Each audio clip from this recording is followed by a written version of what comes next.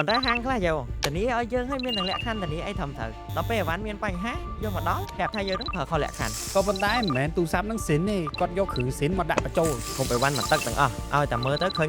99% គេថាបើមិនដូរតួក៏ដូរគ្រឿងដែរអាហ្នឹងវាជាការពិតឬក៏ខាងគេនឹងចេះតែនិយាយទេអីវ៉ាន់ដែលចូលមក20-30ដើមអញ្ចឹងមុននឹងយកដាក់លក់ត្រូវទៅបាញ់ថ្មឲ្យហើយសិនតើនេះពេលបច្ចុប្បន្នហ្នឹងអីវ៉ាន់វានៅមានអីវ៉ាន់សំណុំអត់ស្រីនេះអត់បងហេតុអីបានជាហាងដតីលក់ក្រុមហាងផ្សេងទៀត20-30%អញ្ចឹងទៅអញ្ចឹងអាហ្នឹងនៅពីក្រោយតម្លៃហ្នឹងតើវាមានអីជានេះដែរបងយ៉ាជាក់ស្ដែងនៅពីខាងក្រោយវាំងណូនហ្នឹងគឺយើងចង់និយាយអីវ៉ាន់គាត់យកចូលមក600ដើមប៉ុន្តែគាត់ត្រូវបានតែ2-3គ្រាប់ឯងគាត់ថាហ្នឹងអីវ៉ាន់សំណុំស៊ីន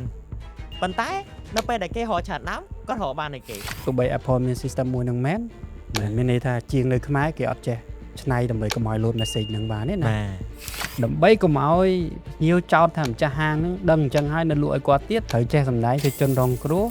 ទទួលអីវ៉ាន់សិនមួយថ្ងៃពីរថ្ងៃសិនទៅចាំប្រាប់ថាអូបងទូរស័ព្ទហ្នឹងចេះពាក្យទាំងអស់ហ្នឹងទាំង grade 98 99 A បូក A បូកប្រហែលដងទៀតចេញពីមាត់អ្នកលក់ទេ14 Pro Max ចុះក្រោមរត់ថ្ម 100% លែងមានហើយមេកុង podcast